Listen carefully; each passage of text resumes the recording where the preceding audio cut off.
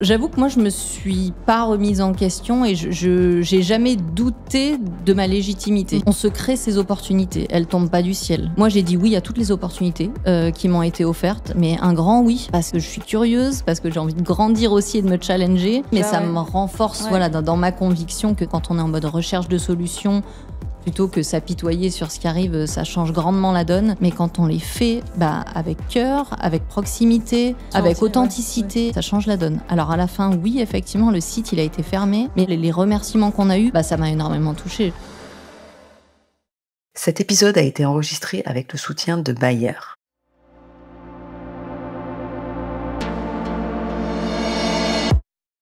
Bonjour à tous, bienvenue dans ce nouvel épisode de Pharma Minds. Aujourd'hui, je suis avec Delphine Pagano. Bonjour Delphine. Bonjour Nathalie. Delphine, c'est la directrice générale de Bayer France. Et je suis très contente de pouvoir être avec toi aujourd'hui parce que je pense que tu as beaucoup de trésors à livrer à nos auditeurs sans survendre. J'avoue, je t'ai découvert un peu par hasard, mais j'étais curieuse parce qu'il y avait beaucoup de spontanéité, beaucoup de fluidité. On se dit, c'est quand même étonnant parfois à ce niveau de poste d'avoir ça. Et en la rencontrant, j'ai perçu encore autre chose. C'est en fait, pour le dire simplement, quelqu'un qui a surmonté des combats, qui s'est bien battu, mais qui garde le sourire et qui fait encore tout ça avec beaucoup de légèreté, de finesse, de souplesse. Et moi, ce qui m'intrigue dans tout ça, c'est comment ça peut aider notre domaine, notre secteur, la pharma, qui est dans une phase, non seulement d'innovation, mais je pense aussi de transformation. Et comment, du coup, c'est ce leadership qui est hyper incarné, hyper authentique, peut être un levier. Je pense que, on va parler certainement de courage d'assumer ses idées, courage d'aller au bout. Et de savoir en fait comment on peut allier authenticité à la performance et puis finalement aller au bout de peut-être une transformation, quelque chose qui est bien sûr c'est en cours, on n'aura pas de réponse finale, mais voilà ce qui m'intéresse aujourd'hui, si ça te va. Ça me va complètement et ça me parle surtout. Tout ce que tu dis me parle beaucoup. Ouais, super.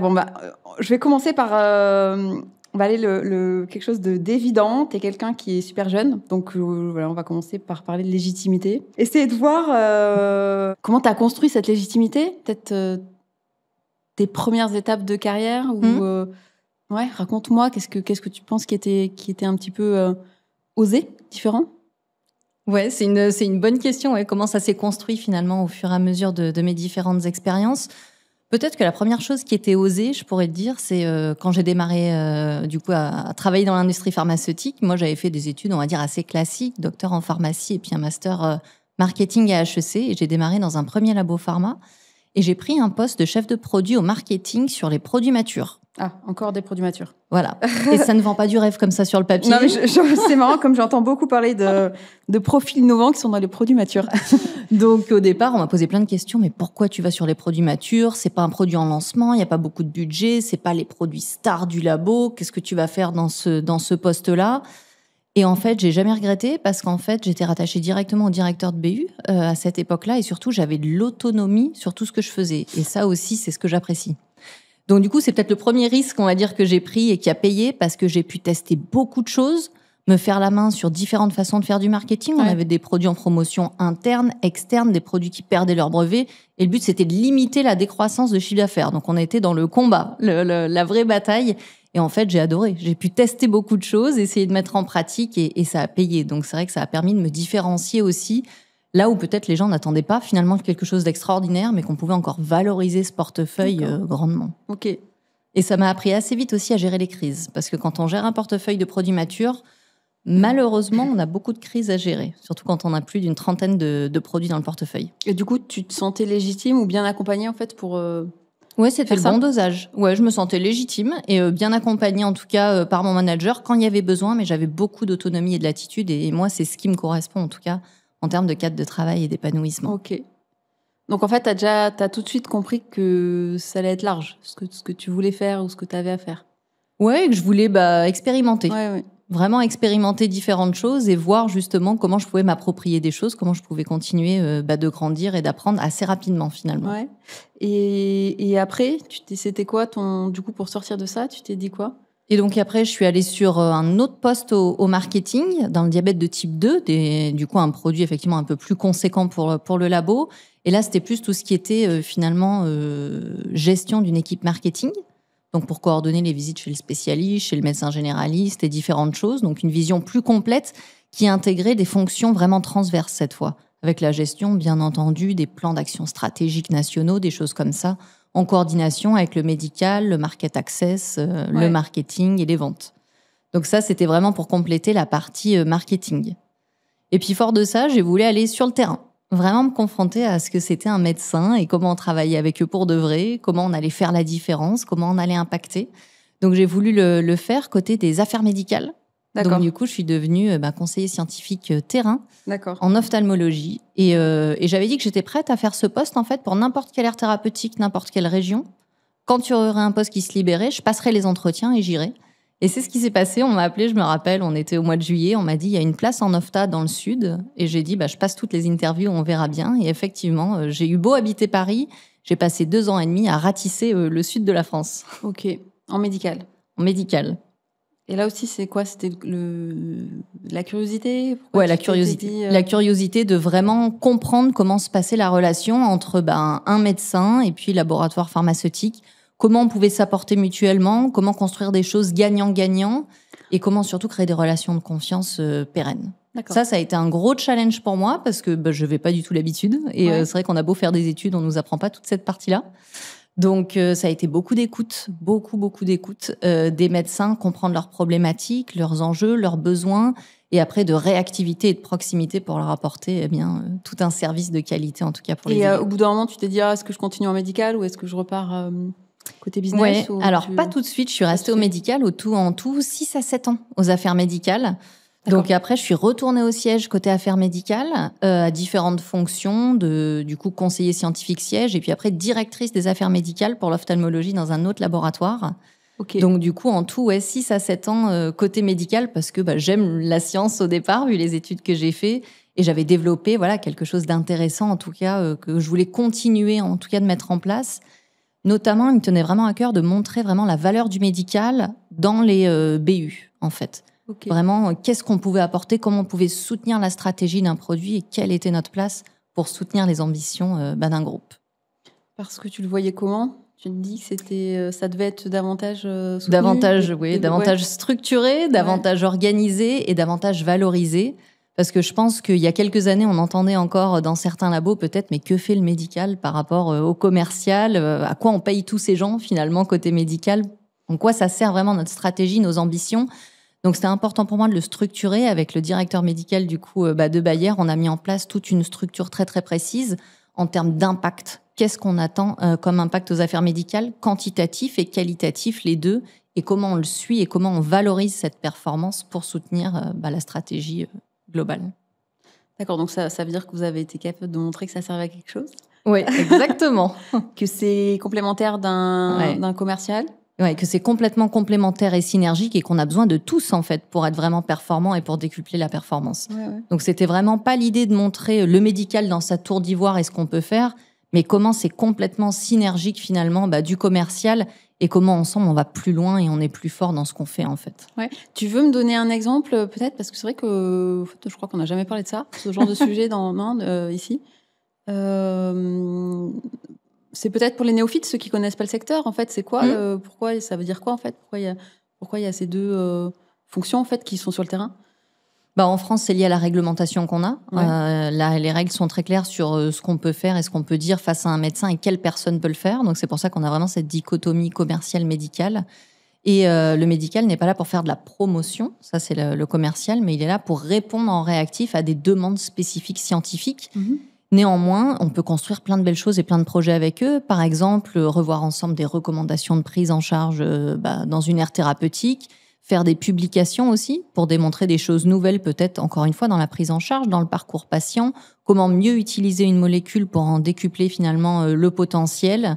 Et ça peut aller bien au-delà en fait. Il y a beaucoup de choses qu'on peut faire, mais après c'est comment on travaille avec eux pour vraiment répondre à un besoin déjà scientifique au départ, en lien avec notre stratégie. Oui, produit. Ouais. D'accord.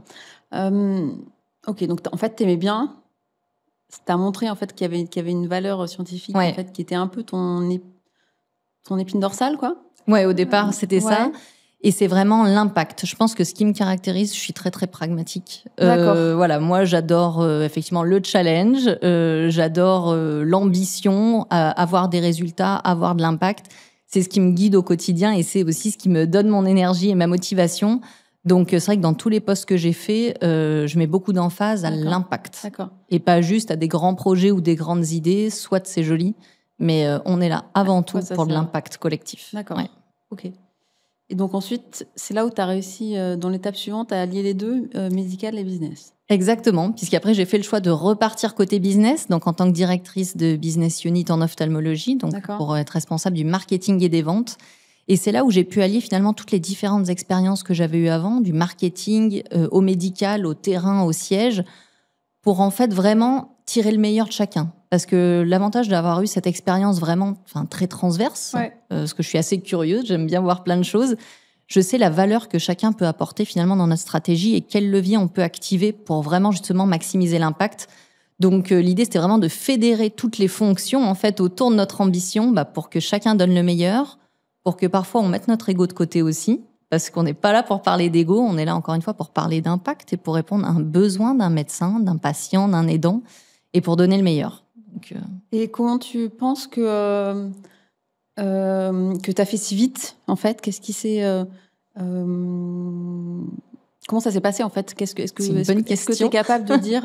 Non, parce que je reviens au début, c'est qu'il y a quand même un sujet j'en sais rien dans ta tête, mais dans le regard des autres, il peut y avoir aussi des questions de légitimité. ouais. Voilà, si jeune, même si on peut dire, ah, elle a coché toutes les cases.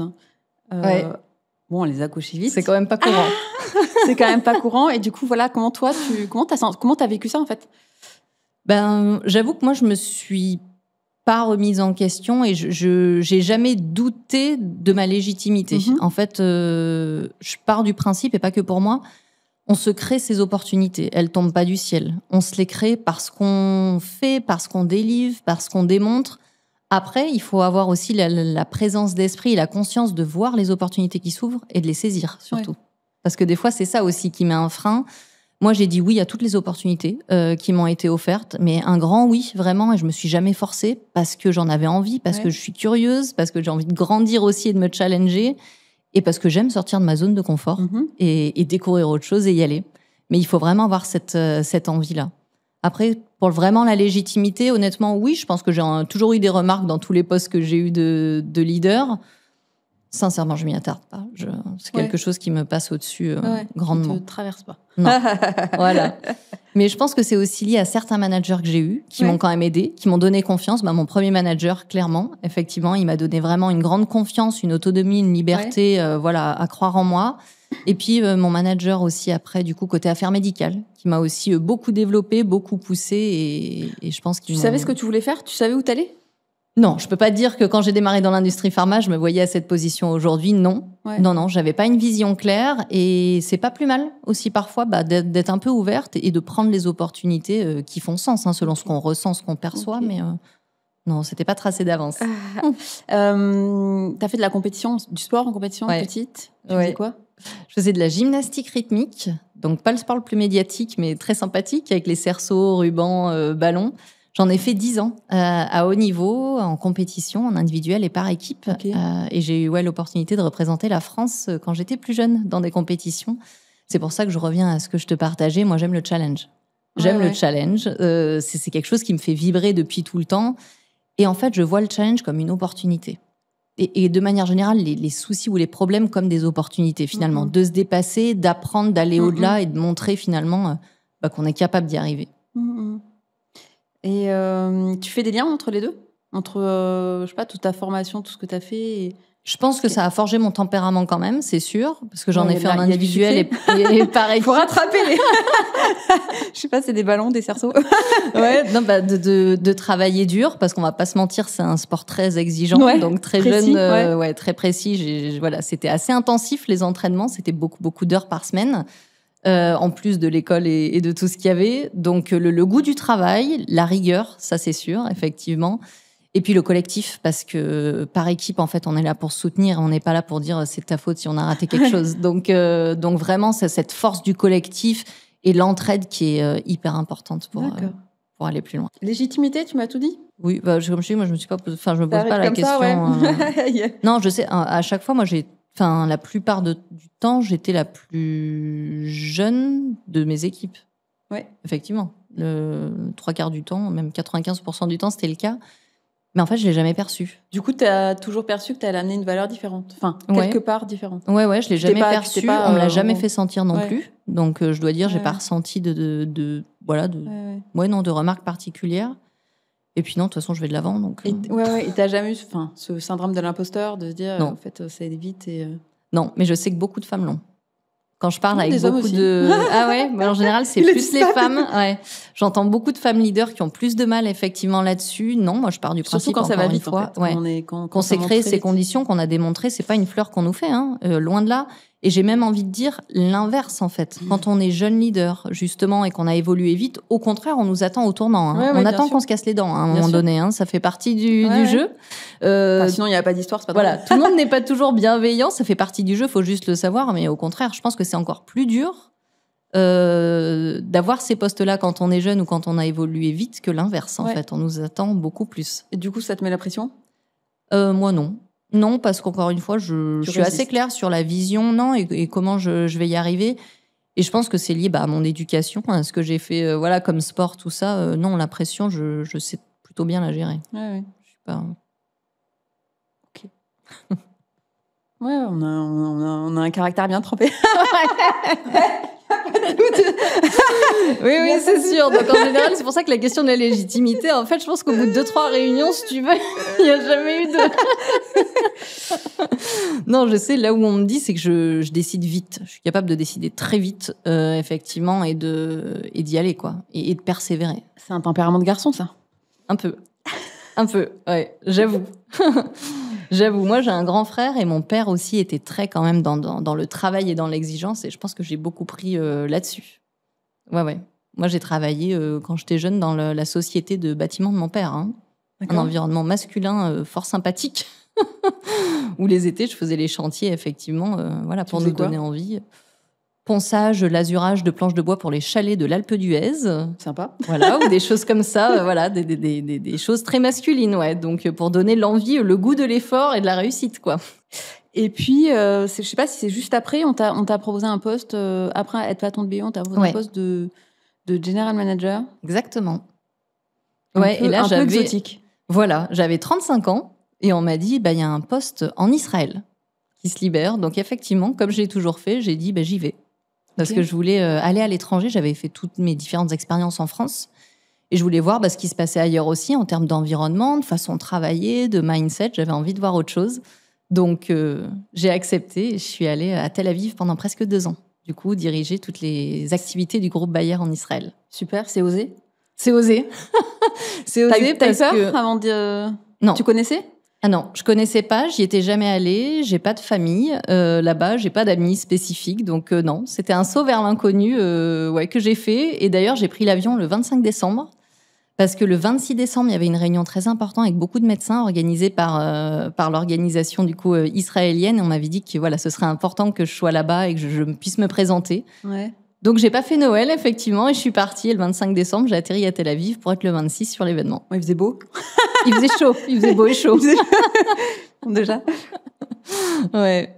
Mais ça a été une super expérience. Enfin, moi, j'ai adoré parce que c'est une culture différente. 2 ans, du coup, tu es restée là-bas ? Presque 2 ans, ouais. Presque 2 ans. Ouais. Et du coup, il faut venir vraiment avec cette ouverture d'esprit. Tu étais très ouverte quand tu es arrivée là-bas, sans parler la langue, sans... Non. sans connaître la culture, sans... Okay. Non, donc après, justement, il faut accueillir tout ça. Parce que si on le fait en n'étant pas complètement ouverte, je pense que ça marche pas. Donc, j'ai essayé de comprendre leur culture, leur façon de faire, leurs habitudes, leur style aussi en réunion ou au boulot, parce que c'est des façons aussi de travailler différentes. Et toi, t'apprenais quand même une nouvelle posture aussi, une nouvelle posture de directrice générale. Et puis, il y avait la langue, donc j'ai pris des cours aussi à côté pour pouvoir avoir quelques notions, comprendre, parler et faire des interventions, notamment devant toute l'organisation, au moins les introductions en hébreu, pour aussi embarquer les gens et montrer que j'étais avec eux. Et oui, j'ai découvert des choses extraordinaires et surtout une volonté d'aller de l'avant, une innovation, une résilience et une rapidité d'action qui fait chaud au cœur comparé à ce qui se passe en France. Qui t'a marqué, ouais. Ouais, vraiment. Tu veux raconter ? Ouais, par exemple, je pense que l'exemple le plus fort, c'est quand la guerre a démarré, forcément, à partir du 7 octobre. T'étais là-bas ?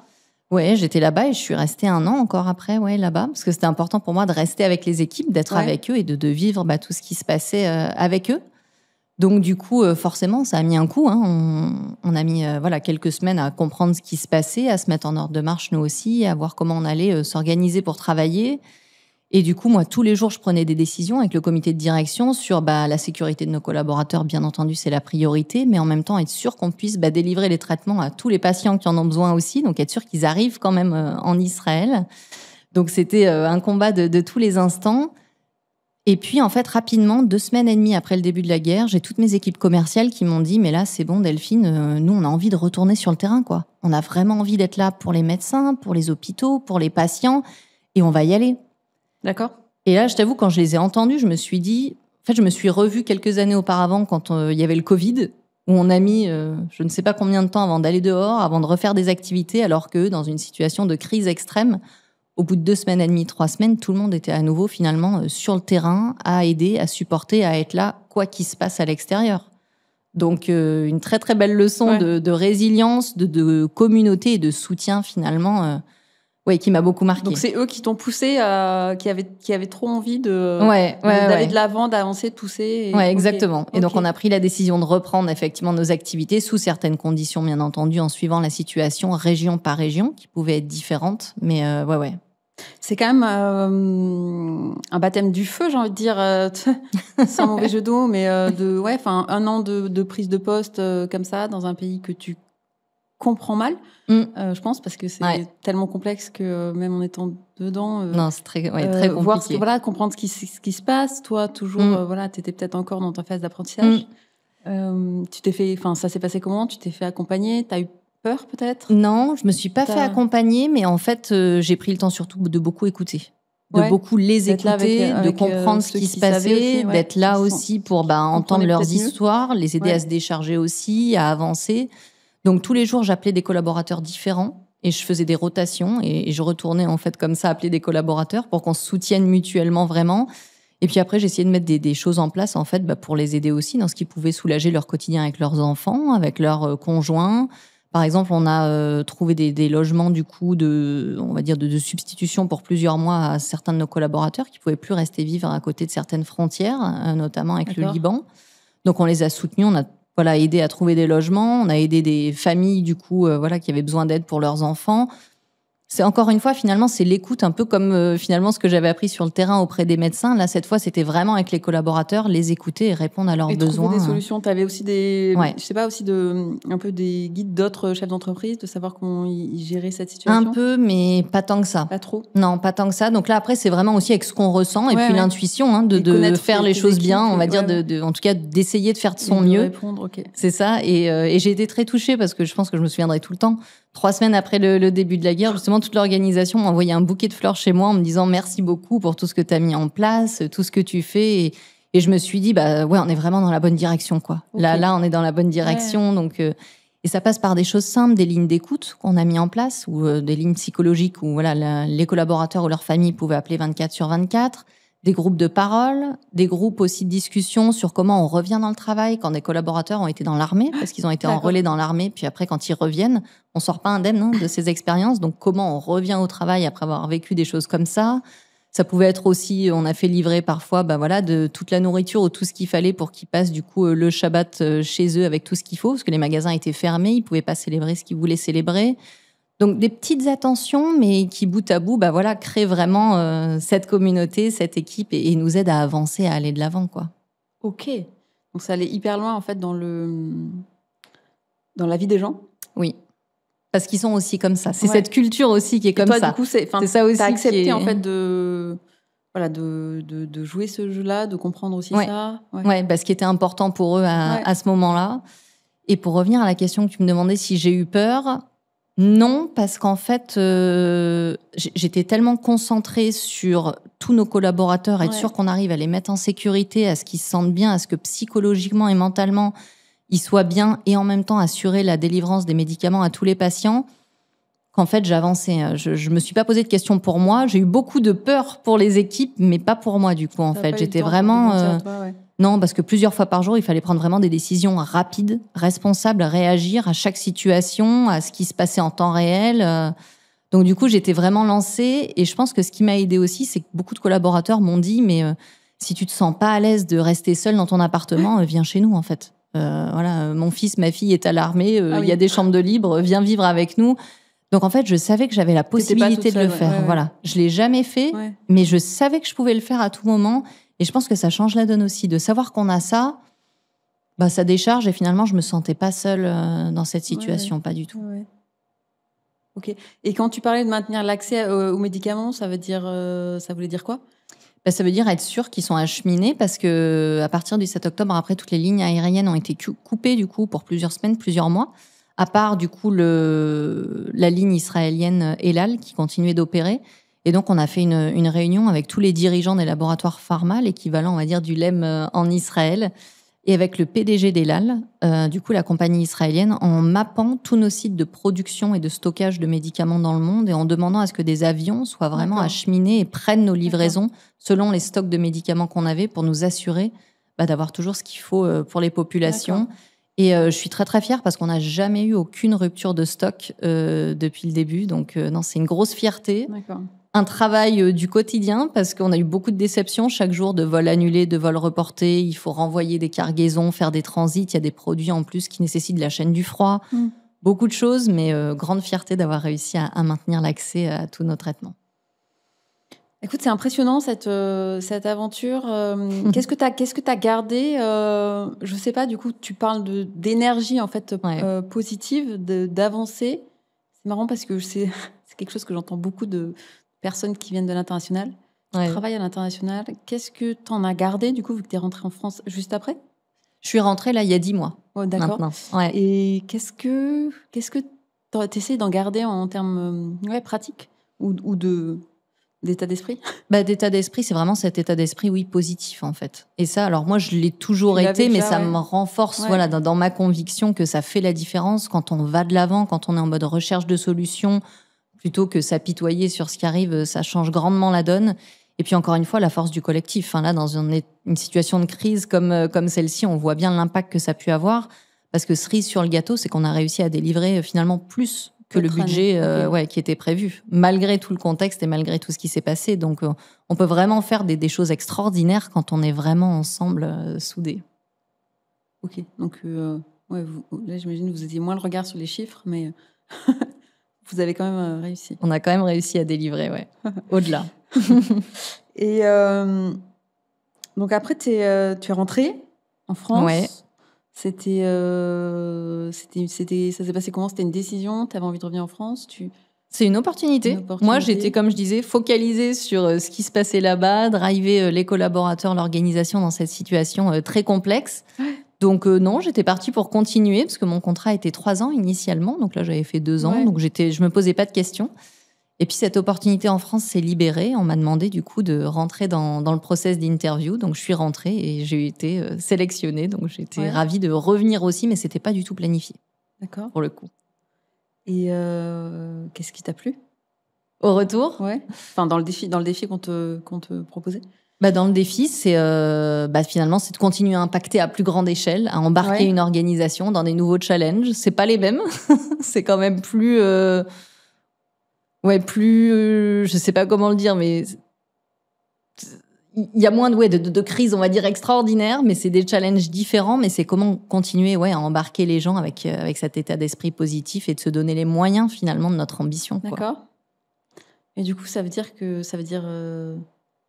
être capable aussi d'apporter une énergie, en fait, dans un endroit où il n'y a pas d'énergie extérieure. Si on peut dire comme ça. C'est très bien dit.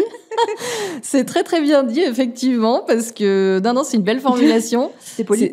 Non, mais c'est ce qui m'a marqué quand je suis revenue en France. C'est la différence de vitesse, d'énergie, comme on disait avant, et je me suis dit waouh. Là, effectivement. D'accord, tu l'as vu direct, ouais, alors que tu connaissais. Oui. Mais le fait de sortir et de revenir fait que là, on le voit grandement. Malgré, en fait, on peut dire c'est la taille de filiale, c'est normal, c'est plus gros. Non, pas que. Et puis, il y a le système réglementaire, il y a tout ça, bien entendu, mais pas uniquement. D'accord. Moi, je suis une fervente défenseuse vraiment de l'état d'esprit. Je suis convaincue vraiment que la pensée est créatrice, premièrement. Mais vraiment, quand on pense à quelque chose, que déjà on se met dans cet état d'y arriver, on fait 50% du chemin. Après, l'autre, voilà, ça nécessite de la persévérance, des efforts, mais ça change grandement la donne. Et tu vois, pour t'illustrer ça, ce que je dis souvent aux collaborateurs, c'est on a le devoir d'expérimenter. Parce que on fait toujours la même chose, finalement, comment on peut espérer des résultats différents ou meilleurs si on continue de faire ce qu'on a l'habitude de faire? Donc, on a le devoir d'expérimenter, tenter des choses qui répondent à des besoins précis, en adéquation avec notre stratégie. Mais par contre, j'aime pas le terme le droit à l'erreur. D'accord. Parce que pour moi, le droit à l'erreur, c'est déjà négatif. Quand on le formule, en fait, moi, je me visualise un mur. Et je me dis, en fait, on va dans le mur. C'est hyper négatif. Par contre, le droit d'expérimenter, si on se donne les moyens, en tout cas, de donner le meilleur. Et parfois, ça marche. Parfois, c'est pas aussi successful qu'on voudrait, mais déjà, on a appris en chemin et on est déjà dans ce mindset de réapprendre et de réessayer après. Et c'est grandement différent. Ouais, ce que ça me fait penser, c'est aussi une énergie qu'on va chercher et qui peut être aussi contagieuse, en fait, d'avoir des choses nouvelles à faire, à tester. Peut-être, pour faire écho à ce que tu racontais, dans un système où, en fait, il y a pas vraiment de crise, il n'y a pas d'énergie en fait externe, donc en fait il faut l'apporter, il faut se l'inventer en fait. Exactement. Faut se la créer, sa motivation aussi. C'est ça, et ça passe déjà, je pense, dans tous les postes de leader, mais par créer une vision. Créer vraiment une vision, une ambition très claire, très simple. Qui donne envie de créer. Voilà, pas des choses alambiquées que une personne sur deux comprend pas, très très simple, vulgarisé. Et après, vraiment répéter, communiquer et embarquer tout le monde en fait en disant vraiment que chacun a son rôle à jouer, et j'en suis persuadée, pour atteindre cette ambition commune, et comment finalement, petit à petit, on met la machine en marche, et surtout partager les succès. Ça, c'est pas très français, on célèbre pas trop les succès. Donc, c'est vraiment régulièrement partager les quick wins, mais aussi les étapes qu'on a réussies à moyen terme, à plus long terme. Célébrer continuellement, en fait, ça emballe la machine de manière positive. Donc ça, c'est quelque chose aussi qui est hyper important pour moi. Et pas que non plus les gros succès ou les grosses choses, mais juste aussi la reconnaissance. Enfin, moi, c'est juste capital de dire merci à un collaborateur quand il fait quelque chose qui est bien, à une équipe. Enfin, d'être vraiment aussi dans des choses qui paraissent peut-être innées, mais qui sont pas faites, en fait, systématiquement. Donc, un merci à l'oral, une reconnaissance quand ils viennent présenter en comité de direction, un email quand je sais qu'il y a eu un impact sur le terrain, quelque chose, de simple, spontané, mais qui montre au moins qu'on est là et qu'on sait ce qui se passe. Ça veut dire quoi si c'est des gens qui se sont donné de la peine mais que ça n'a pas eu les résultats rencontrés, on dit merci, on dit pas merci, on dit quoi? Si, on dit merci d'avoir appris. Merci d'avoir appris, d'avoir essayé, d'avoir et de surtout pas s'arrêter. Là, c'est que le début de partager du chemin. Partager aussi parce que tu dis partager les succès. On peut partager que les succès. En vrai, c'est aussi parfois intéressant de partager là où ça ça s'est pas ouvert, en fait. Je suis complètement d'accord, et on en a parlé avec la communauté de leaders qu'on a au sein de Bayer Pharma, et justement, on a décidé de créer une session de partager aussi les non-succès. Parce qu'on apprend aussi beaucoup de ce qui marche pas, donc exactement, démystifier aussi ça et oser dire quand ça marche pas. Et l'essentiel, c'est surtout d'essayer de comprendre pourquoi. C'est pas tant de se dire, est-ce qu'il faut la rouvrir plus tard? Est-ce qu'il faut la rouvrir différemment? Ok. Ouais, exactement. Ok. Donc, c'est, comment tu dis, devoir d'essayer. D'expérimenter. D'expérimenter, ok. D'accord. Non, et du coup, c'est quoi la vision quand tu es arrivé chez Bayer? Je sais pas si tu as envie de parler de, concrètement, ce que tu as voulu donner, mais du coup, si j'essaie de faire le lien entre tes expériences et quand tu es arrivé, et un peu la douche, pas froide, mais, mais glacée, qu'est-ce que tu t'es dit? Il va falloir être sharp sur la vision, il va falloir donner envie. Ouais, exactement. Il va falloir être très, très clair. Il va falloir prioriser. Ok, d'accord. Prioriser parce on a la chance d'avoir un portefeuille très vaste chez Bayer. Ouais. Néanmoins, quand on dilue notre énergie, on dilue l'impact. Donc, on a fait des choix très, très clairs avec le comité de direction, des choix difficiles parfois, mais de prioriser vraiment nos investissements humains et financiers. D'accord. Et on investit que là, vraiment, où ça nous rapporte, on va dire, le maximum. D'accord. Donc, c'est une ultra priorisation et on joue dans ce cadre, effectivement, tous ensemble, collectivement. Et parfois, c'est bon de le rappeler. Oui, on aura envie de faire plein de choses, mais sincèrement, ça dilue l'impact. Et là, force est de constater, depuis qu'on a mis en place ça, on délivre. On délivre beaucoup plus que ce qui était prévu et au-delà de ce qu'on pensait qu'on pouvait faire. Donc, ça nous conforte dans l'idée, effectivement, que cette priorisation, elle a du sens, qu'on maximise vraiment l'impact là où on veut et qu'on est vraiment dans la bonne direction. Ouais, et il y a peut-être la notion aussi de tu gardes des équipes en forme. Ouais. Bah oui, c'est contagieux. Le succès, effectivement, est contagieux. Je veux dire, pas épuisées parce qu'elles ont justement trop de lièvres à courir. Exactement. Aussi. Et ça, c'est un gros sujet. Je sais que c'est pas simple à tous les niveaux des collaborateurs, les leaders, des fois aussi le comité de direction, de dire non à des projets ou stop ou d'arrêter. D'assumer jusqu'au bout, que tout le monde assume. C'est ça. Et en général, c'est oui, mais alors on va faire ça. Un petit peu. En plus de ça, mais on peut pas faire le millefeuille indéfiniment et l'impact n'est pas le bon. Donc effectivement, c'est vraiment arrêter, décaler, faire des choix. Et des fois, c'est difficile, mais vraiment, on incite les équipes à vraiment faire des choix, à se responsabiliser. Vraiment, c'est leur stratégie, c'est leur budget. Et si c'était leur argent, où est-ce qu'ils le mettraient, en fait, pour avoir de l'impact? Et où est-ce qu'ils le mettraient pas, finalement? Donc, on les pousse vraiment dans ces réflexions-là. Et nous aussi, bien entendu, d'être rôle leader, de rester très focus sur nos priorités. Ouais, je connais pas bien Bayer, mais déjà, j'avais pas l'image de leader comme toi. Mais au-delà de ça, en termes d'organisation, est-ce que j'ai l'impression qu'il y a quand même ça amène du changement, en fait. Ça amène de il y a eu pas mal de changements. Ça fait maintenant 3 ans à peu près que Bayer a fait une grosse transformation de l'organisation. Donc, à tous les niveaux, mondial et particulièrement la pharma qui a été pionnier. Et maintenant, les autres divisions aussi rejoignent. En fait, on est passé d'un management hiérarchique classique, on va dire, à un management matriciel. Donc, ça change complètement la donne. On est passé vraiment du tout au tout, entre guillemets. On s'est mis du temps, en tout cas, à se mettre en place. Mais là, honnêtement, ça délivre plutôt bien. C'est-à-dire que côté siège, maintenant, on a des responsables de marque qui coordonnent des équipes transverses, mais toutes les équipes qui sont là pour faire en sorte que ça marche, mais sans management.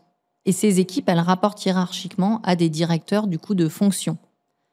Donc, effectivement, ce système a été mis en place et on a surtout aussi élagué, finalement, l'organisation. On l'a rendu beaucoup plus lean. Il y a beaucoup moins d'échelons dans notre organisation. Et l'objectif, c'était de gagner en rapidité et en agilité. Parce qu'on sait, la pharma, on l'a dit, c'est pas très rapide. Le contexte réglementaire en France, il est ce qu'il est.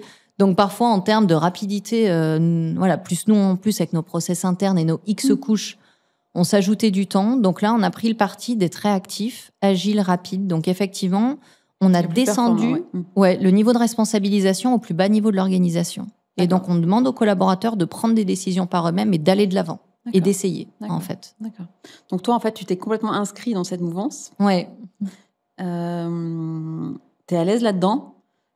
Oui, globalement, je suis à l'aise. Il y a toujours des fois où, effectivement, c'est pas toujours évident avec ce qu'on a appris précédemment.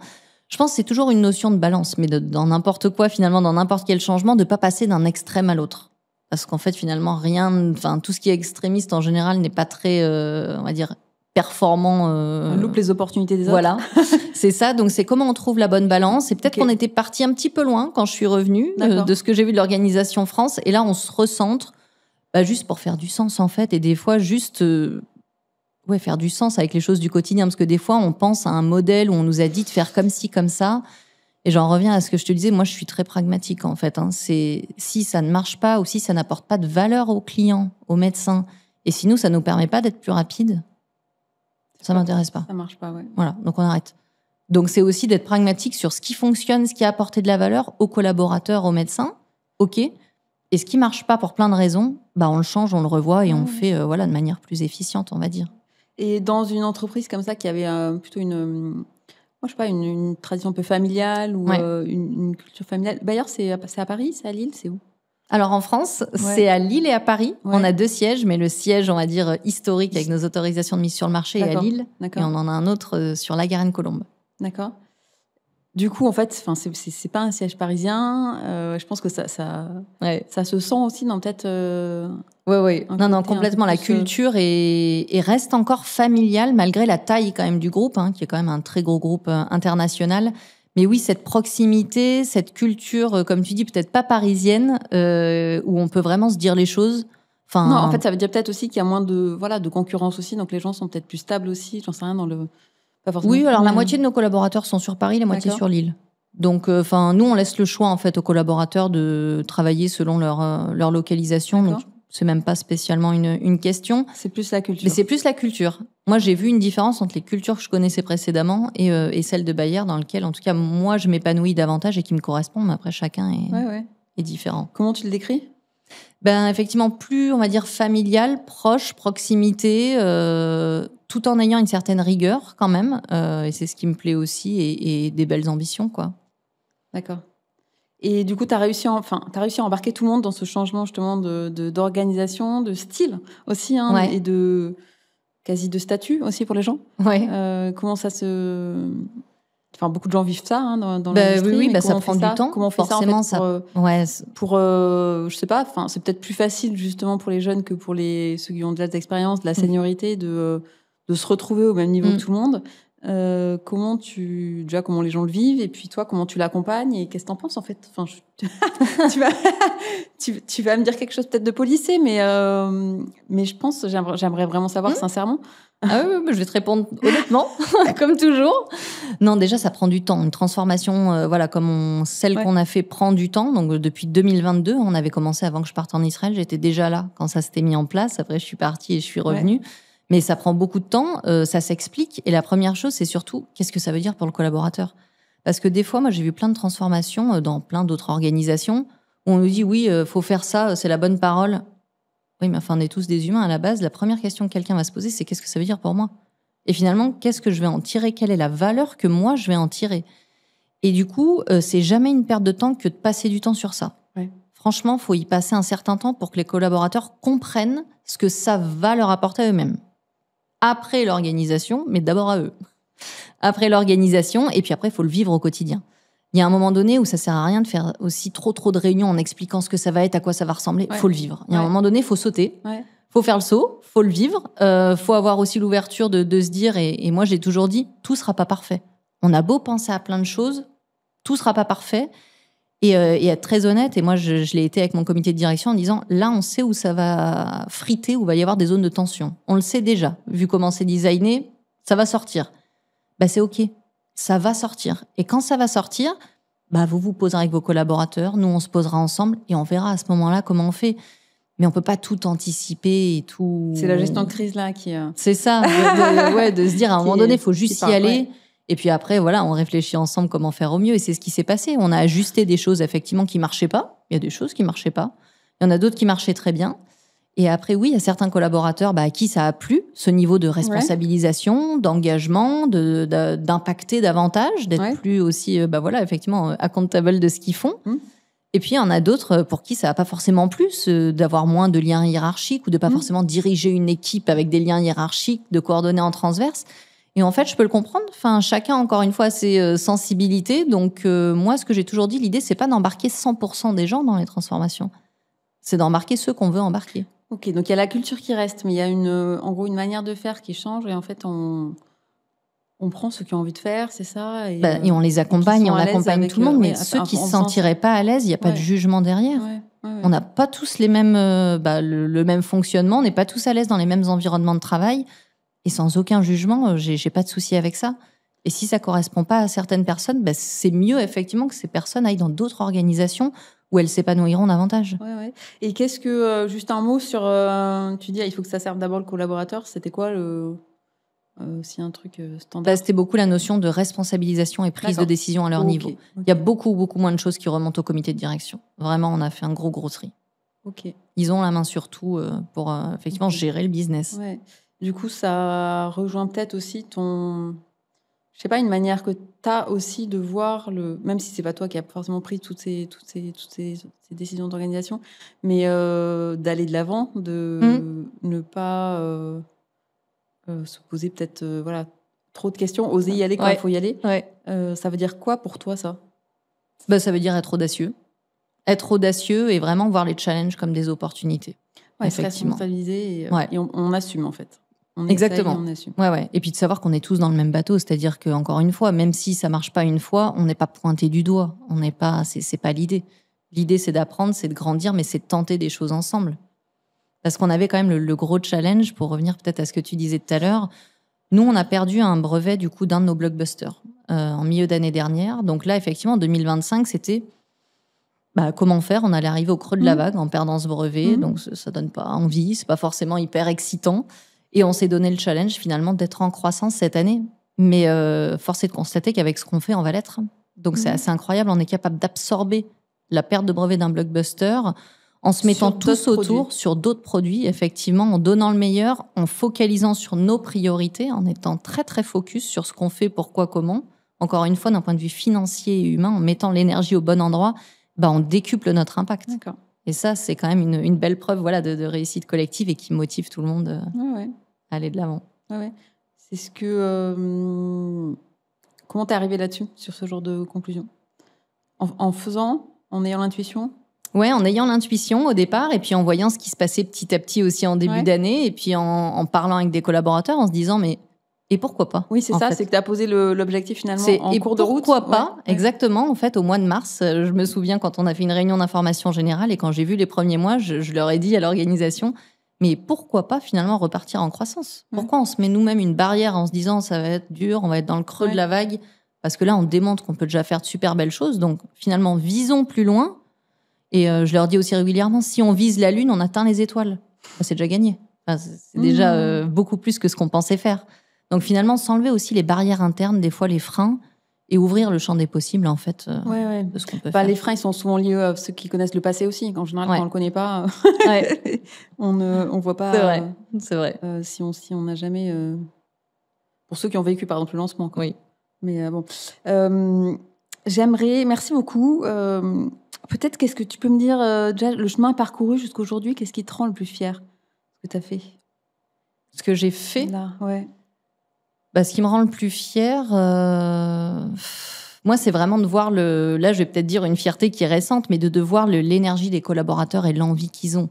Okay. Tu vois, la semaine dernière, on a fait une réunion d'information générale, on en fait chaque trimestre. Les retours que j'ai eus m'ont vraiment fait chaud au cœur, encore une fois, et c'était très spontané, très, très inné. De l'envie de se dépasser quand ils voient où est-ce qu'on en est, les succès qu'on a et comment on peut encore continuer à faire beaucoup de belles choses ensemble. Rien que de ressentir cette énergie, moi, ça me fait hyper plaisir. Parce que le rôle de leader, c'est très prenant. On donne beaucoup d'énergie, mais quand on en reçoit, ça vaut tout l'or du monde. Mais ce qui est canon, c'est que ça se passe justement après une perte de brevet. Exactement. C'est une année qui n'était pas prévue pour ça, normalement. Non, pas du tout. Qui n'était pas du tout prévue. Et comme ça, et là, on déjoue vraiment tous les pronostics collectivement. Parce que vraiment, toutes les fonctions, et pas que marketing, médical, vente, il y a aussi toutes les fonctions support. Le réglementaire, le légal, la finance, tout le monde est vraiment la qualité, la supply, mais vraiment embarqué avec nous sur nos priorités finalement et pourquoi on veut atteindre ça ensemble. Okay. Écoute, merci beaucoup Delphine. J'aimerais maintenant t'amener sur une petite partie, un peu de projection, de dire ok, t'es encore là pour un petit moment. Peut-être commencer de but en blanc. Comment tu vois la pharma dans 10 ans ? Qu'est-ce que tu as envie qu'il y ait dedans ? Qu'est-ce que tu veux que ça ressemble ? À quoi je voudrais que ça ressemble ? C'est général, ça parle de beaucoup de choses. Mais moi, je voudrais que ça ressemble à ce qui est toujours plus d'innovation, mais d'innovation au sens large. Et c'est un peu ce qu'on essaie de faire chez Bayer, en tout cas. C'est innovation médicamenteuse, bien entendu, avoir des nouveaux traitements à disposition dans des besoins médicaux non couverts ou plus d'alternatives thérapeutiques pour les patients. Mais pas que. Nous, on essaie de combiner constamment aussi innovation dans le parcours de soins. Et comment on peut allier les deux, encore une fois, pour maximiser l'impact pour le patient, pour les médecins, pour les aidants. Donc, on travaille beaucoup sur les parcours de soins et comment on peut optimiser certaines choses qui ne sont pas optimales ou qui créent de la tension et sur lesquelles on pourrait apporter aussi un soutien. Et parfois, effectivement, c'est le parcours de soins, ce qui concerne un centre, un hôpital, comment optimiser le flux. Parfois, c'est des choses vraiment plus destinées aux patients et parfois aux aidants, dont on ne parle pas souvent, mais qui sont énormément présents, surtout avec l'explosion des maladies chroniques qu'on a. Donc, on essaie d'allier les deux et j'espère qu'à l'avenir, il y aura de plus en plus de choses comme ça et surtout de partenariats public-privé avec des startups, avec des compagnies innovantes parce qu'en tant que gros labo pharma, on ne peut pas tout faire. Encore une fois, il ne faut pas se leurrer, on n'a pas une expertise non plus dans tout.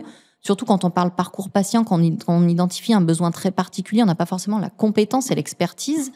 Donc, il faut savoir bien s'entourer. J'aimerais qu'il y ait toujours plus de collaboration avec des startups innovantes, des gens qui ont envie de faire quelque chose aussi, qui ont cette même énergie.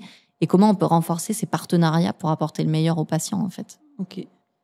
Donc, ça veut dire qu'il faut apporter de la valeur. Ouais. Il faut la payer. Faut la payer.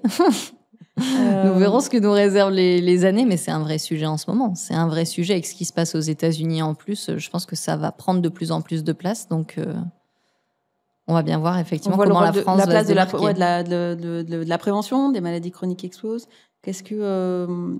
Et puis des maladies aussi, je pense plus... des produits de spécialité qui explosent. Oui. Je pense qu'on a un peu fini tout ce qui était un peu plus produit de mass market, on va dire vraiment. Là, on est plus dans une ère un peu plus de produits de spécialité, vraiment. Et puis, il y a tout ce qui est thérapie génique et cellulaire qui devrait arriver aussi. De grosses innovations, de rupture. Exactement. Et là aussi, la question de la mise sur le marché, du prix, comment ça va se passer, c'est encore... beaucoup de questions à traiter. Mais pour les patients, c'est porteur d'espoir. Il y a des très belles choses qui arrivent. Et quelle place doit prendre un labo pharma dans tout ça ? Est-ce que c'est, comme tu dis, faire des partenariats, du coup, Oui, est-ce que c'est de la recherche in-house ? Est-ce que c'est des partenariats ? Ouais, c'est ça. Et puis c'est aussi, même par rapport justement à ces partenariats, qu'est-ce que...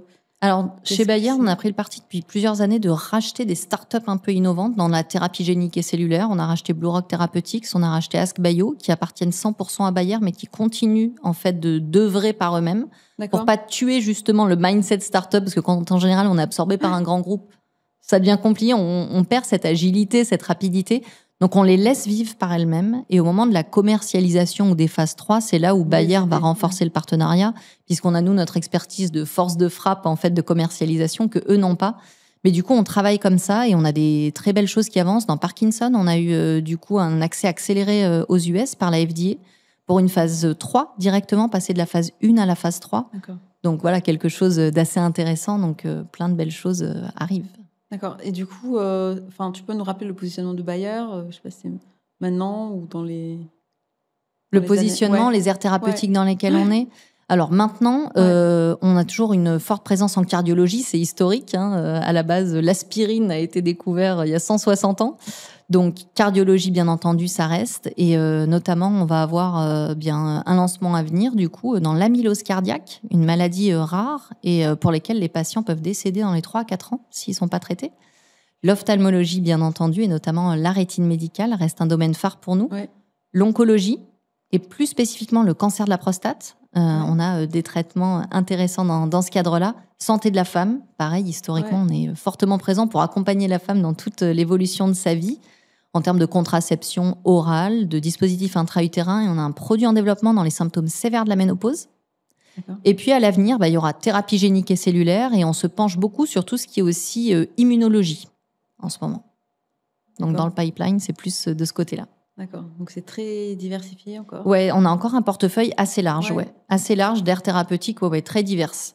Et c'est ce qui nous permet aussi de pouvoir, on va dire, accepter les aléas de la recherche clinique, parce qu'on sait que la recherche clinique, tout n'est pas successful. On cherche beaucoup, on trouve moins facilement.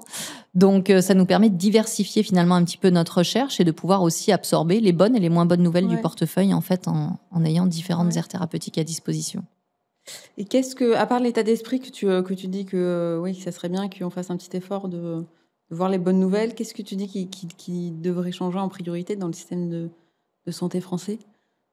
Je te demande un regard critique, mais... peut-être juste plus de dialogue, en fait. Mais un vrai dialogue. Pas juste on s'assoit autour de la table, de la vraie écoute, de la considération. De la considération. Ouais, okay. Et de nous voir vraiment comme des partenaires. Parce que si on vient, mais qu'on a cette étiquette de labo qui se fait de l'argent sur le dos des patients, c'est terrible. Oui, mais en fait, on fait aussi énormément pour la recherche. Enfin, les laboratoires pharmaceutiques font énormément dans la recherche, dans les innovations, et on en est très fiers. Mais du coup, qu'il y ait vraiment un vrai dialogue, un vrai échange et une vraie écoute. Tu penses que c'est en train de changer ? Je ne sais pas. Pour l'instant, je suis revenue il n'y a pas assez longtemps pour dire mais tu penses que ça doit aller plus loin ? Ça peut aller largement plus loin. Bon, je ne vais pas chercher à quoi c'est dû, mais que ça aurait intérêt à être... Il y aurait un intérêt parce qu'avec ce qui se passe aux États-Unis, effectivement, où maintenant, ils vont quand même regarder les prix. Tout va être un peu lié entre les prix européens, les prix américains. Si nous, en France, on ne se réveille pas de ce côté-là, il y a un moment où aussi les investissements en termes d'études cliniques vont moins arriver en France. Par la force des choses, la boucle, à un moment, va s'assécher. Et donc, peut-être qu'on aura moins d'études cliniques à proposer aux patients en priorité, que l'innovation arrivera moins rapidement aussi aux patients français. Et là, c'est vraiment pas pour faire peur, c'est une vraie réalité qu'on est en train de vivre en fait aujourd'hui, et pas du tout que Bayer, tous les labos pharma. Bayer reste un groupe européen, ça reste allemand. Oui. Donc, c'est pas du tout propre à Bayer, c'est tous les labos pharma. Il y a quand même quelque chose, j'espère qu'il va y avoir une prise de conscience assez rapide. Qu'est-ce que tu te dis, toi, je sais pas, pour tes propres 10 ans à venir, tu te dis que tu as envie de faire quoi? Tu dis que tu as envie de... Moi, j'ai envie de continuer à prendre du plaisir, parce que ça, c'est ma priorité. Enfin, on travaille tous beaucoup au quotidien, donc il faut que ce soit dans une bonne ambiance. Enfin, moi, j'ai besoin de ça. J'ai besoin de ressentir cette énergie, ce challenge. Donc, continuer à faire des choses qui me font plaisir et dans lesquelles je vois que je peux impacter les gens positivement. En les développant, en les rendant fiers d'eux, en leur montrant que ce qu'ils pensaient impossible est possible. Ouais. C'est vraiment ce côté humain, moi, qui me nourrit. Mais allié à la performance, c'est vraiment ces deux choses. Qui a un résultat, ouais. Et toi, comment tu fais pour te former? Pour justement te nourrir aussi parce que... je regarde beaucoup aussi ce que font mes collègues dans d'autres pays ou dans d'autres laboratoires pharma ou en dehors de l'industrie pharma, d'échanger avec différentes personnes, encore une fois, en étant complètement ouverte, en prenant ce que je peux prendre, en écoutant, en me forgeant mon opinion, en essayant de quand je vois d'autres leaders, en me disant « Tiens, ça c'est bien, il faut que je me le garde en tête, ça peut être intéressant ». Et à l'inverse, ça, j'aurais pas du tout fait ça comme ça. Et vu l'impact, warning, que je me garde aussi en tête de surtout pas le faire. Ouais. Donc, c'est faire attention à plein de petites choses et puis être ouvert au quotidien, en fait, d'échanger avec différentes personnes. Et pas que de la pharma. Des fois, ça fait du bien vraiment de sortir de ce cadre aussi hors pharma pour reprendre un peu une bouffée d'oxygène et échanger avec d'autres personnes. Ouais, parce que toi, t'as un profil qui est particulier, moitié médical, moitié business déjà. Donc, est-ce que tu as pas du mal à te positionner, mais pour toi, c'est facile dans ta tête de se dire, d'être à la fois, d'avoir eu un passage médical et pour moi, tout est lié. Donc, pour moi, tout est lié. Parce qu'on peut se dire, comme tu dis, il y a une perception un peu trop commerciale ou... Ouais, mais non, encore une fois, pour moi, vraiment, on a besoin de tout le monde pour y arriver et tout est lié et tout fait du sens. Donc, non, je me pose même pas cette question, en fait. Ça t'est déjà arrivé de pas être aligné avec ce qu'on te demandait de faire? Eh ben non, parce que sinon je l'aurais pas fait. Donc ou alors en tout cas je l'ai pas appliqué comme c'était demandé parce que non, c'est vraiment quelque chose qui me tient à cœur. Enfin moi je peux pas faire quelque chose qui correspond pas à mes valeurs, qui soit pas aligné avec ce que je pense. Et je pense que mes collaborateurs le verraient tout de suite. Enfin là moi j'ai pas de masque, j'ai pas de filtre non plus quand je parle. On disait tout à l'heure, je suis très très authentique. Donc non, parfois il y a eu des décisions très difficiles, effectivement, qui m'ont été confiées. Par exemple, quand j'étais en Israël, de fermer un site complet de production côté crop science, agriculture, du coup en pleine situation en plus de crise. Donc fermer un site complet dans un endroit d'Israël, dans le nord d'Israël, où on sait qu'ils vont trouver du travail difficilement après. Quand l'annonce est arrivée, je me suis dit... Waouh, là, je me vois pas le faire. En fait, je me suis dit, et pourquoi c'est moi qui le fais? Parce que j'étais présidente des activités en Israël, mais en même temps, la division agriculture était gérée par quelqu'un en dehors du pays. Je dis là, c'est un peu injuste, quoi. On me demande de faire un sale travail, sur lequel j'apprécie pas. Donc, j'ai demandé d'échanger avec les personnes qui avaient pris cette décision, déjà pour la comprendre, en me disant, merci de m'expliquer le rationnel qu'il y a derrière, déjà. Et on a échangé. Et puis après, en fait, ce qui m'a tenu à cœur, c'est oui, le rationnel était là. Et du coup, je peux le comprendre d'un point de vue groupe. Parfois, il y a des décisions difficiles à prendre. Ouais. Mais ce qui a été important pour moi, c'était de le faire à ma manière. Et vraiment, c'est hyper important, c'est le comment. D'accord. Parce qu'on parle toujours du what et du how. Et les deux sont aussi importants. Oui, il y a des choses difficiles, mais quand on les fait avec cœur, avec proximité, avec authenticité, avec compréhension... ça change la donne. Alors, à la fin, oui, effectivement, le site, il a été fermé. Mais là encore, je peux pas te dire les témoignages que j'ai reçus quand je suis allée à cette célébration de fermeture, qui était incroyable, en fait. Qui était incroyable. Et les remerciements qu'on a eus, parce qu'on a formé, du coup, ses collaborateurs à comment retrouver un travail. On les a aidés à refaire leur CV. On les a mis en contact avec d'autres organisations. Voilà, on a aidé, encore une fois, de manière très individualisée chacun, pour essayer de leur donner les meilleures chances possibles. Alors, je dis pas qu'on a réussi à trouver un job à tout le monde très rapidement, mais on s'est donné les moyens de leur donner, en tout cas, des opportunités et pas de les laisser comme ça. Et le fait, encore une fois, d'entendre leurs témoignages de remerciements, ça m'a énormément touchée. Oui. Okay. Du coup, c'est quoi pour toi le rôle d'un leader dans la pharma aujourd'hui? Ouais. Tu dois faire quoi? Le rôle d'un leader, c'est d'avoir une vision. Tu parles de la vision, tu parles de l'écoute la aussi, vision, l'écoute, d'être très très clair. Comme je disais, les priorités, cette clarté et d'avoir du courage. Ah. Et oui, parce que ça fait toute la différence. On a oublié d'en parler de celui-là. Non, ça fait toute la différence. Et je dis souvent en interne et aux leaders, pour moi, être leader, déjà, c'est pas un titre. Clairement, c'est pas un titre. Ça se décrète pas. C'est une posture qu'on incarne au quotidien. Et moi, j'incarne au quotidien effectivement ce que je veux, en tout cas véhiculer. Et je demande à chaque leader de le vivre parce que ça se ressent aussi. Hein. Encore une fois, comme tu disais, quand on n'est pas aligné, ça se ressent. Ça se ressent très très vite. Et c'est une combinaison de 3 choses pour moi. C'est vraiment l'engagement personnel, parce qu'être leader, ça prend énormément d'énergie, ça demande beaucoup, on reçoit beaucoup, mais on donne beaucoup. D'impact collectif, c'est prioritaire, et de cohérence profonde. Et là, il faut vraiment être très, très aligné, encore une fois, avec ce qu'on fait, pour qu'on puisse vraiment le faire avec authenticité. Donc là, tu es hyper exigeante là-dessus. Tu vas jusqu'à la cohérence profonde. Ah oui. Oui. Et à la fin, tu peux dire non. Ça marche pas. Bah oui, parce que quand on n'est pas en adéquation avec qui on est, avec nos valeurs, ça se ressent et ça marche pas. Les collaborateurs peuvent pas non plus suivre.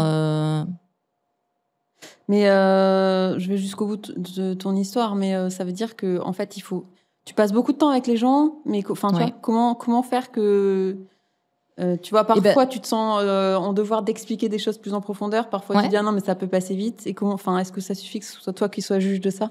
Ou tu vois déjà, il n'y a pas que moi. Il y a moi, il y a le comité de direction, il y a nos leaders. Mais oui, j'essaie de rester proche de chacun. Et c'est vrai que j'ai une grande proximité. Je ne suis pas quelqu'un qui est focalisé sur les strates hiérarchiques. N'importe qui peut venir me parler, échanger avec moi par Teams, m'appeler. Ils savent que je suis constamment disponible et que je rappellerai tout le temps. Ça, c'est aussi une de mes grandes forces. Je suis très, très réactive dans tout. Donc, pour moi, c'est primordial. Donc, je prends le temps d'échanger. Je prends le temps aussi d'aller à la machine à café. Ça paraît bête, hein, mais on perçoit énormément de choses dans ces petits moments de pause, de déjeuner avec tous les collaborateurs qui sont là quand je suis sur les différents sites, de ne pas rester juste isolé, de percevoir ça pour savoir quand il y a besoin de réexpliquer les choses, de remettre l'emphase, peut-être parfois de recadrer, justement, mais ça permet d'avoir cette perception. Pour moi, c'est pas antinomique d'avoir un leadership humain et d'être courageux. Et avoir un leadership humain, ça ne veut pas dire avoir un leadership mou. Ah oui. Ça n'a rien à voir. Oui. Parce que souvent, on confond assez rapidement. Oui, j'entends pas mal le fait de comment on reste quasi hiérarchique ou quasi le patron, mais proche des gens. Et c'est souvent des gens qui, justement, sont trop proches des gens et comment ils réussissent à avoir il y a cette proximité, cette écoute, mais il ne faut pas tout mélanger. D'accord. On n'est pas là pour avoir un leadership mou. On est quand même là pour avoir une certaine position, pour prendre des décisions et pour être courageux. Mais on peut allier les deux. Leadership humain et courage, ça, pour moi, ça va vraiment, vraiment de pair. Et c'est important de ça veut dire que parfois, on peut ne pas être d'accord jusqu'au bout, ça veut dire ça? Bien entendu. Et c'est le rôle aussi d'un leader. Et on n'est pas là pour être aimé de tout le monde. Hein. Ouais, aussi. Parce que ça aussi, souvent, c'est le petit biais quand même où on a envie d'être aimé de tout le monde. C'est pas notre rôle et c'est pas notre position. Et c'est OK. Mais il faut aussi déjà le digérer pour pouvoir l'accepter. C'est OK qu'on ne plaise pas à tout le monde et c'est pas ce qu'on attend de nous dans ce rôle-là. Ouais, mais t'as quand même pas mal de maturité pour être capable de dire ça à ton âge. Non? Ouais, après, faut se connaître. Et là-dessus, moi, il y a un petit livre qui m'a fait beaucoup cheminer il y a plusieurs années. Hein. Il est pas récent. Je sais pas si tu le connais. C'est Avoir le courage de ne pas être aimé. Donc, le titre est déjà... Ouais, il est explicite. Très explicite. C'est d'Ichiro Kishimi. En fait, c'est un petit dialogue philosophique entre un philosophe et un jeune homme. Ils parlent pendant 5 nuits de différents sujets. Et il y a différents sujets abordés. Mais moi, ce qui m'a surtout marqué dans ce livre, c'est tous les problèmes sont des problèmes interpersonnels. Et je pense que c'est très vrai. Dans tout ce qu'on vit, c'est ça. On dirait. Le deuxième, c'est qu'on n'est pas là pour répondre aux besoins d'autrui. Et parfois, on s'oublie. On est toujours là pour démontrer quelque chose à ses parents, à son manager, à une organisation. Ça, c'est moins évident en pratique. Mais si c'est pas aligné avec nous, en fait, on a raté quelque chose.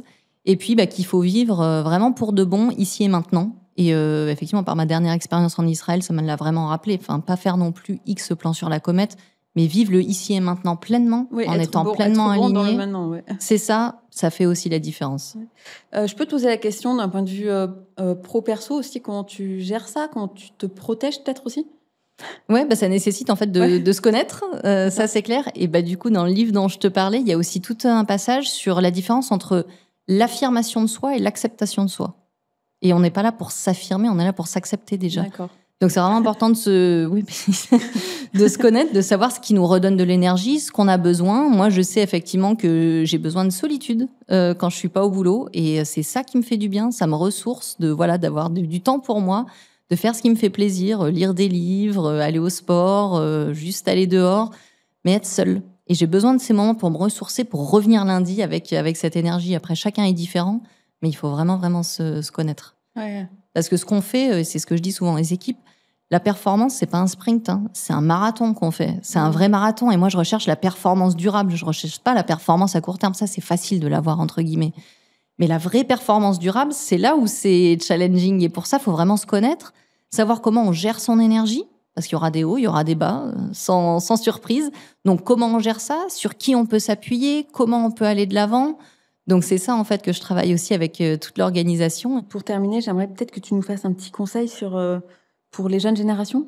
Qu'est-ce que tu voudrais transmettre pour ceux qui arrivent dans cette industrie, qui n'avaient pas forcément une image aussi ouverte? Comment tu veux les orienter, guider? Et de vraiment déjà croire en soi, se donner les moyens de la réussite, et puis être curieux. Vraiment, vraiment être curieux, parce que je pense qu'on entre avec un tropisme de je veux faire du marketing, mais il y a plein de choses formidables dans l'industrie pharmaceutique. On a la chance d'avoir vraiment des métiers diversifiés. Il y a plein de super choses à apprendre, donc vraiment d'être curieux. Et comme je le disais tout à l'heure, de créer finalement le terreau fertile aux opportunités, en délivrant, en démontrant, mais en ayant aussi la présence d'esprit de voir ces opportunités et de les saisir. Parce que souvent, c'est ça qui manque aussi, c'est le goût du risque. Et moi, j'appelle pas ça un risque, j'appelle une opportunité comme dans tout, mais d'avoir cette envie de sortir de sa zone de confort. C'est pas toujours évident pour tout le monde, mais ça fait la différence quand on vraiment sort. C'est la balance, quoi, c'est ça qui est trop conservatrice. Ouais, je pense parfois, ouais. Et du coup, tu incites les gens à... Oui, nous, effectivement, chez Bayer, on valorise beaucoup les profils diversifiés, qui ont fait beaucoup de choses différentes, qui ont appris de différentes fonctions, sièges, terrain, et des fonctions complètement différentes. Et on le voit, ça apporte une vision qui est quand même beaucoup plus 360 et qui est porteuse. Enfin, moi, là, ce que je retiens, c'est l'histoire de faire une transformation dans un monde qui est complètement... qui perd ses repères aussi. C'est difficile. Donc... c'est garder le cap dans l'incertitude. Ouais, on a besoin mais c'est vraiment de leaders garder un cap, y aller, persévérer dans l'incertitude, et encore une fois, dire oui, il y a plein de choses qu'on ne sait pas, où ça peut changer. Oui, et en même temps, ce que je dis souvent moi, aux collaborateurs, c'est de se concentrer là où on a de l'impact. Là où on peut influencer quelque chose, ou en tout cas avoir ou contrôler. Mais sur les choses sur lesquelles on n'a pas de contrôle, pas d'impact, je vois pas l'utilité de perdre ni son temps ni son énergie, en fait. Ça arrivera, il arrivera ce qu'il arrivera, et on verra comment on gère. Le Covid, une guerre, quoi que ce soit, on peut pas l'anticiper. Ouais. Par contre, nous, ce qu'on peut faire, c'est vraiment mettre notre énergie là où on sait qu'on peut influencer, effectivement, et faire changer les choses. Comme livre aussi que j'ai beaucoup apprécié, c'est celui de Thierry Marx. Alors oui, le chef cuisinier, ça saute pas comme ça de soi, mais c'est la stratégie de la libellule. Parce qu'en fait, il y a quelque chose qui est dit qui est très vrai, qui moi me parle beaucoup, c'est quand la libellule, elle arrive face à un obstacle, en fait, elle recule jamais. Elle va toujours de haut en bas, droite, gauche. Arrière, voilà, elle recherche des solutions, mais elle va constamment de l'avant, mais elle ne revient pas en arrière. Et ça, je trouve, que c'est quelque chose de très parlant et qui, moi, en tout cas, m'aide en me disant, d'aller de l'avant. Allez, une dernière question. Peut-être ton rêve le plus fou pour Bayer et pour l'industrie pharma. Pour Bayer, rêve le plus fou. Allez. Elle est où la lune? Qu'on monte encore les échelons dans le classement des compagnies pharmaceutiques dans les prochaines années, qu'on arrive à reprendre cette impulsion positive. Et pour l'industrie pharma qu'elle soit valorisée à sa juste valeur. Vraiment plus d'un point de vue politique, et comme on disait, une valorisation vraiment en termes de prix, d'innovation, de tout ça, mais aussi public, parce que j'ai le sentiment que parfois, malheureusement, la population mélange beaucoup de choses et n'a pas forcément une belle image de l'industrie pharma, alors que moi, je suis très fière de travailler dans l'industrie pharma, mais vraiment très fière. Ça se voit. Merci Delphine, merci beaucoup. Merci à toi. C'est un plaisir de voir que tu mets ton unicité, ton respect des valeurs au service d'une transformation profonde. Et je pense que ça nous donne peut-être une preuve que ça peut être l'authenticité qui peut justement aider peut-être par le courage, tu nous le racontais, à faire ce type de transformation. Si nos invités ont des questions à te poser ou qui veulent juste te dire ce qu'ils ont retenu, où est-ce que tu as envie de les rediriger ?